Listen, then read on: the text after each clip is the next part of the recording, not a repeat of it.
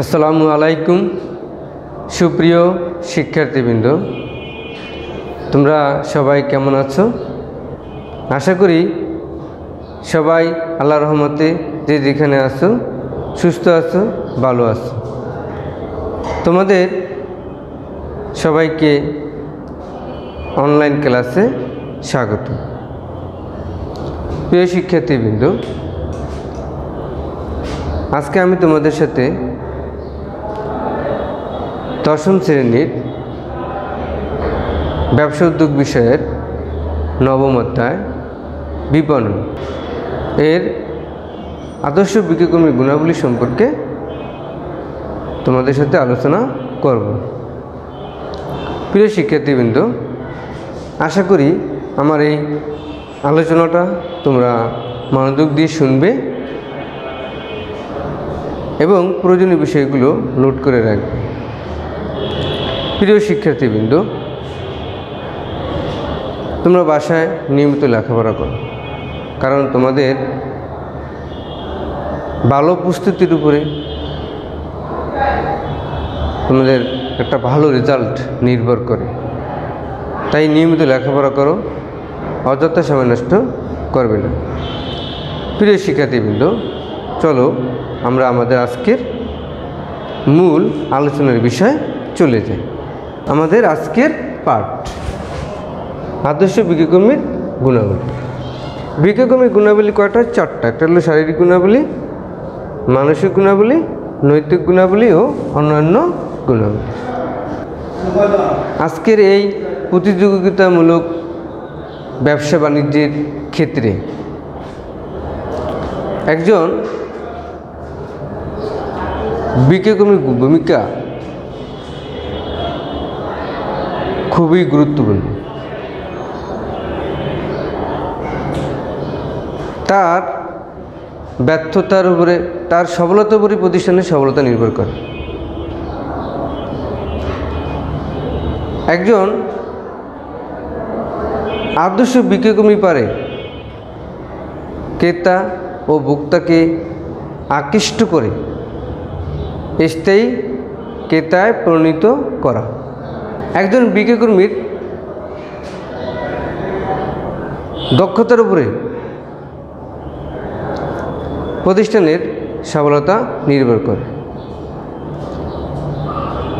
তাই একটি প্রতিষ্ঠান সাফল্যের স্বর্ণ শিখরে পৌঁছানোর জন্য একজন বিক্রয়কর্মীকে যে সমস্ত গুণাবলী থাকা দরকার সেগুলো নিয়ে আজকে আমি তোমাদের সাথে আলোচনা করব। একজন আদর্শ বিক্রয়কর্মীর প্রথম যে গুণাবলী থাকা দরকার, প্রথম গুণাবলী হল যে শারীরিক গুণাবলীর মধ্যে পড়ে সুদর্শন চেহারা। সুদর্শন চেহারা বলতে এখানে মানুষ সুন্দরের পূজারী, সবাই সুন্দরকে ভালোবাসে। তোমার সামনে দুটা জিনিস যদি আমি রাখি, যে একটা প্রাণী দিয়ে আমি তোমাদের সাথে উদাহরণ দিয়ে বোঝানোর চেষ্টা করি। একটা ময়ূর পাশে রাখলো আর একটা পাশে গন্ডার রাখলো, সবাই গন্ডার দিকে না তাকিয়ে ওই ময়ূরের দিকে তাকাবে, কারণ ময়ূরটা দেখতে অনেক সুন্দর, তার পেখম সবাইকে আকৃষ্ট করে। তাই আমরা বলতে পারি যে একজন আদর্শ বিক্রয়কর্মীকে হতে হবে সুদর্শন, যাতে সে সহজেই ক্রেতাকে আকৃষ্ট করতে পারে। 2 নম্বর হল সুস্বাস্থ্য। সুস্বাস্থ্য যদি সে তার বিক্রয়কর্মীর শরীর মন যদি ভালো না থাকে, তার স্বাস্থ্যগত যদি ফিট না থাকে, তাহলে সে তার যে ব্যবসা প্রতিষ্ঠান সে সুন্দর মতন চালাইতে পারবে না। কারণ এখানে অনেক পরিশ্রম করতে হয়, অনেক মেহনত করতে হয়। এই জন্য একজন বিক্রয়কর্মীকে সুস্বাস্থ্যের অধিকারী হতে হয়। সে যদি বিভিন্ন রকম রোগে আক্রান্ত থাকে, তাহলে দেখা যাবে তার নিয়মিত যে ব্যবসা প্রতিষ্ঠান কর্মকাণ্ড আছে সেগুলো সে পরিচালনা করতে পারবে না। এই জন্য একজন আদর্শ বিক্রয়কর্মীকে অবশ্যই সুদর্শনের পাশাপাশি সুস্বাস্থ্যের অধিকারী হতে হবে। তারপর হচ্ছে 3 নম্বরে কি, সুন্দর হাসি। সুন্দর হাসি মাখা মুখ সকলকেই আকৃষ্ট করে, সবাই পছন্দ করে। কিছু মানুষ আছে সহজে ক্রেতার সাথে মিশতে পারে। এর একটা অন্যতম গুণ হলো সে তার যে হাসি, অমলিন হাসি, যা মানুষকে বিমোহিত করে। অনেক সময় তার হাসি দিয়ে ক্রেতাকে সে আকৃষ্ট করে। আবার অনেকে বিক্রেতা আছে যে ক্রেতাকে দেখলে দু এক কথা বললেই, বিভিন্ন রকম দাম জিজ্ঞাসা করলে তখন সে কী করে, বিরক্ত বোধ করে। তার মুখের যে অবয়ব সেটা দেখে ক্রেতা অনেক সময় তার প্রতি সন্তুষ্ট থাকে না। তাই এই জন্য বিক্রিকর্মীকে হতে হবে ধৈর্যশীল, স্থির হতে হবে এবং ক্রেতার সাথে সুন্দর একটা হাসি দিয়ে কথা বলতে হবে। যদি এটা বিক্রিকর্মী করতে পারে, এটা তার প্রতিষ্ঠানের জন্য যেমন মঙ্গল এবং সহজেই ওই ক্রেতাকে সে স্থায়ী ক্রেতায় পরিণত করতে পারবে। তারপরে আছে, এবার আমরা চলে যাই যে মানসিক গুণাবলী কী। মানসিক গুণাবলীর ভিতরে প্রথম আছে আগ্রহ ও আন্তরিকতা। একজন বিক্রিকর্মীকে প্রতিষ্ঠানটাকে তার নিজের মনে করতে হবে।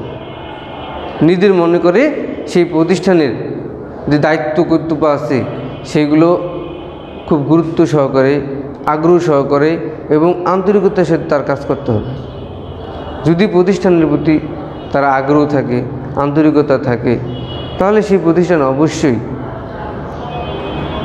সাফল্যের মুখ দেখবে। তারপর আছে আত্মবিশ্বাস, আত্মনিজ, অর্থাৎ নিজের প্রতি প্রবল বিশ্বাস থাকতে হবে। কারণ একজন বিক্রিকর্মীকে অনেক ধরনের ঝামেলা ফেস করতে হয়, মুখোমুখি হতে হয়। কারণ সকল ক্রেতা একই মন মানসিকতার হয় না। এই জন্য তাকে বুঝে শুনে এবং নিজের প্রতি প্রবল আস্থা বিশ্বাস রেখে যখন যেভাবে ক্রেতাদের সাথে কথা বলা দরকার সেভাবে তাকে কথা বলতে হবে। নিজের প্রতি বিশ্বাস থাকতে হবে যে না, আমার দ্বারা সম্ভব, আমি কাজটা করতে পারব। তারপর তীক্ষ্ণ বুদ্ধিমত্তা। বিক্রিকর্মীর অনেকগুলো গুণাবলীর মধ্যে একটি অন্যতম গুণাবলী হলো তীক্ষ্ণ বুদ্ধিমত্তা, অর্থাৎ প্রখর জ্ঞান শক্তির অধিকারী হতে হবে, উপস্থিত বুদ্ধি থাকতে হবে। কারণ একজন বিক্রিকর্মীর সব ধরনের মানুষের সাথে তাকে মিশতে হয়, তাকে উপস্থিত বুদ্ধি দিয়ে অনেক সময় অনেক ঝামেলা তাকে মোকাবেলা করতে হয়। তাই বিক্রিকর্মীকে পরিস্থিতি বুঝে প্রয়োজনীয় সমস্যার সমাধান করতে হয়। তারপর আছে ধৈর্যশীল।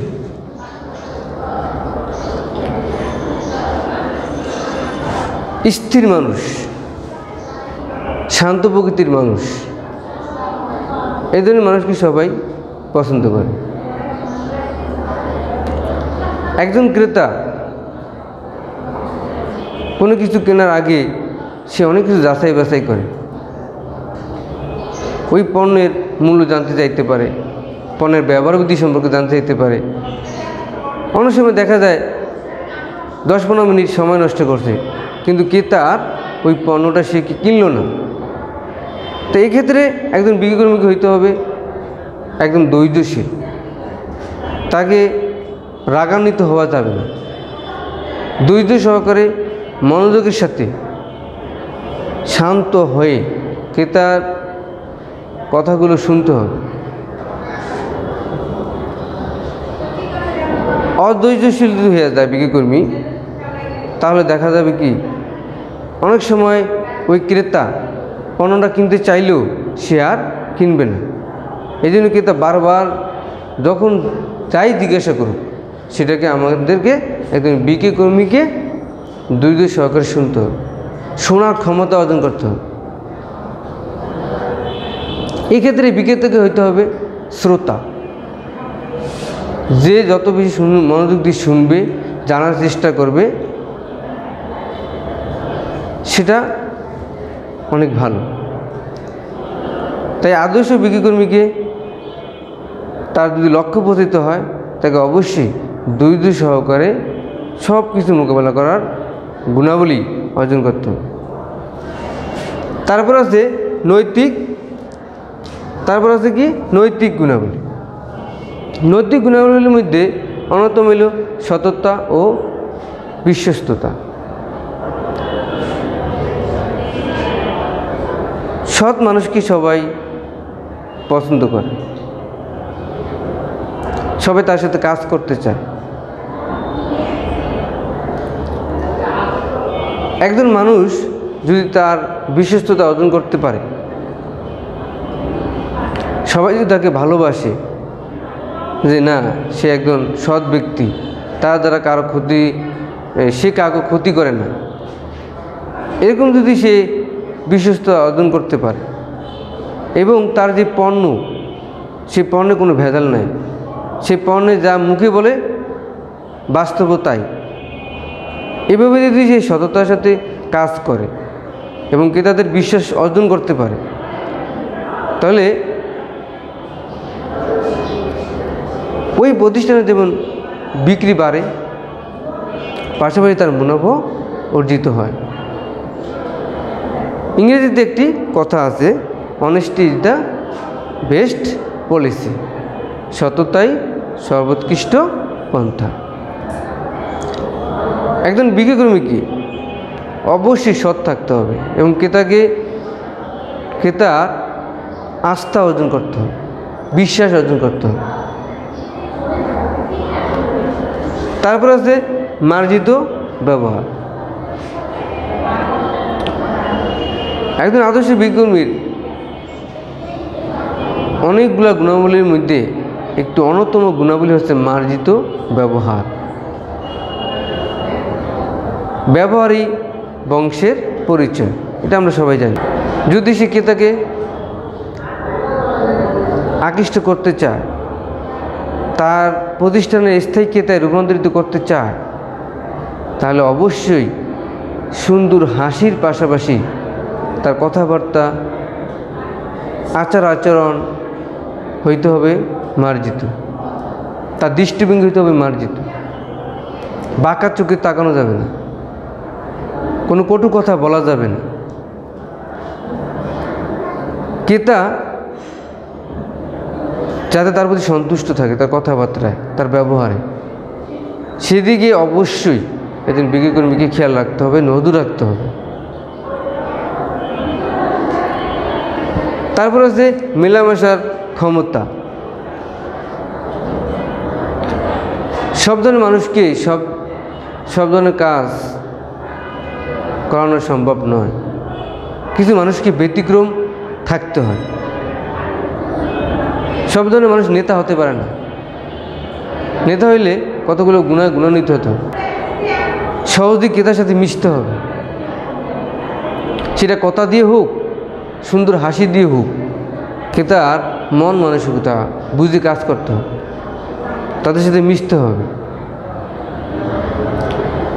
তাদের অবস্থান বুঝে ব্যবস্থা নিতে হবে, তাদের পরিস্থিতি বুঝে প্রতিদিন কাজ করতে হবে। একজন বিক্রয়কর্মী যত বেশি ক্রেতার সাথে মিশতে পারবে,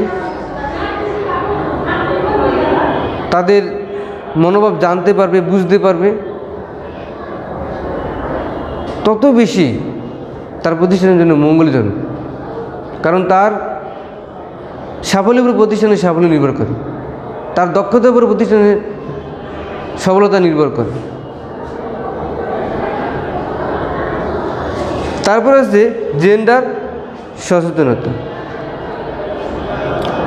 একজন আদর্শ বিক্রয়কর্মীকে অবশ্যই এদিকে খেয়াল রাখতে হবে, তার দোকানে শুধুমাত্র পুরুষ মানুষ আসবে এরকম না, সেখানে নারীও আসতে পারে।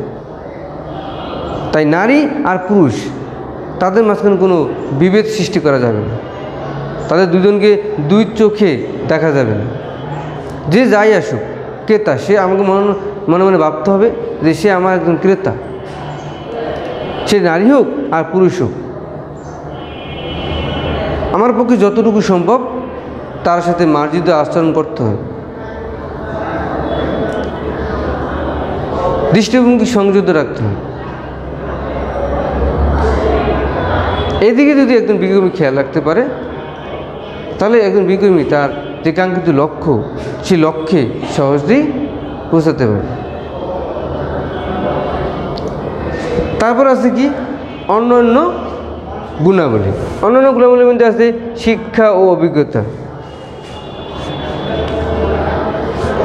শিক্ষা ও অভিজ্ঞতা বর্তমানে এই প্রতিযোগিতামূলক বাজারে টিকে থাকার জন্য শিক্ষার কোনো বিকল্প নেই। শিক্ষা মানুষকে অজানাকে জানতে সাহায্য করে। মানুষ যত বেশি জানবে, তত সে বেশি শিখবে, সে বুঝতে পারবে তার কী করা উচিত, কী করা উচিত না।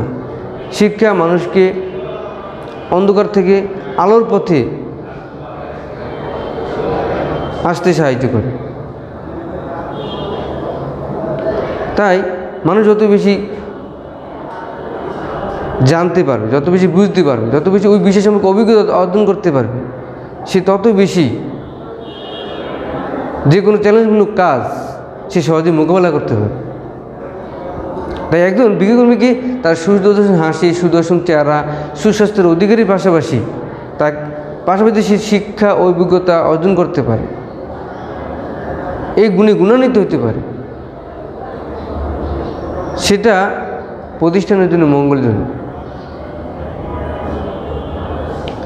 কারণ একজন শিক্ষিত মানুষ সহজেই যে কোনো বিষয় সিদ্ধান্ত নিতে পারে, সে নির্ভরশীল হয় না। তাই একজন আদর্শ বিজ্ঞকর্মীকে অবশ্যই শিক্ষিত হতে হবে, শিক্ষার কোনো বিকল্প হতে পারে না। কাজ ছোট বড় হোক, যাই হোক, সে শিক্ষায় যদি সুশিক্ষায় শিক্ষিত হইতে পারে, এটা প্রত্যেকটা ক্ষেত্রের জন্যই মঙ্গল। তারপরে বিপণন সম্পর্কে জ্ঞান। একজন আদর্শ বিজ্ঞকর্মীকে তার চেয়ারে বসার আগে অবশ্যই তার পূর্ব জ্ঞান থাকতে হবে। বিপণনের জিনিসটা কি? তার উৎপাদিত ফসলটা, তার উৎপাদিত পণ্যটা ক্রেতার কাছে পৌঁছানো, এক্ষেত্রে তাকে অনেকগুলো কাজ করতে হয়। কারণ সেই কাজগুলো যদি সে না জানে তাহলে হবে না। তাকে পণ্য উৎপাদন করতে হবে, পণ্যের জন্য প্রয়োজনীয় উৎপাদন করার জন্য প্রয়োজনীয় কাঁচামাল ক্রয় করতে হবে, সেখান থেকে প্রয়োজনীয় পণ্য উৎপাদন করে আবার বিক্রি করতে হবে।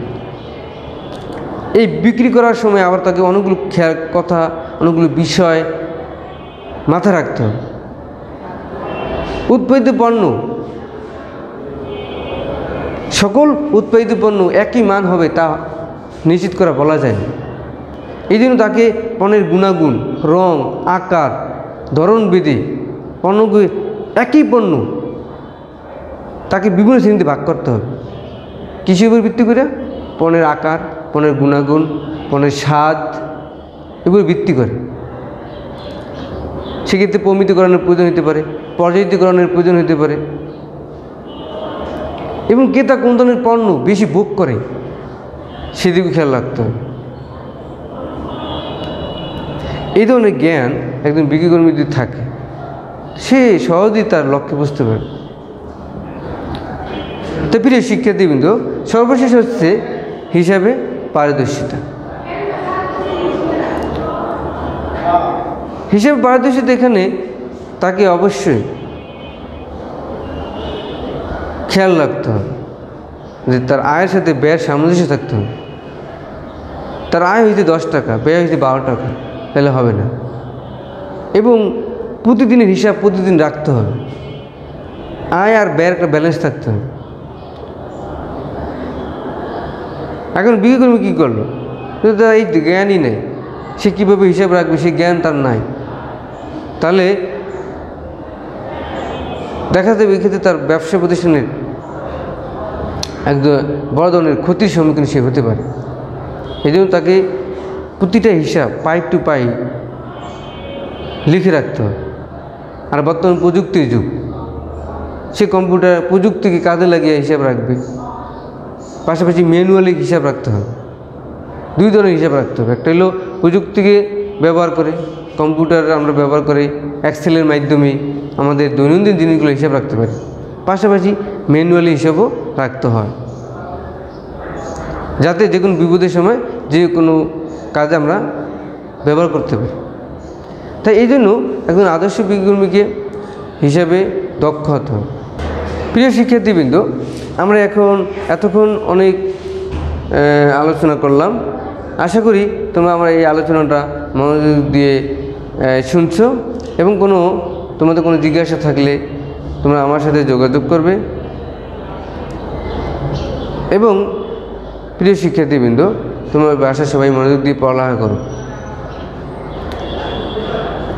তোমাদের সামনে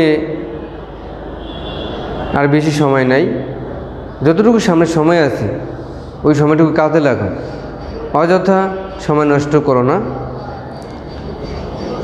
এবং বাইরে বের হওয়ার সময় অবশ্যই সচেতন থাকবে, প্রয়োজনীয় মাস্ক ব্যবহার করবে। সবাই সুস্থ থাকো, ভালো থাকো, আল্লাহ হাফেজ।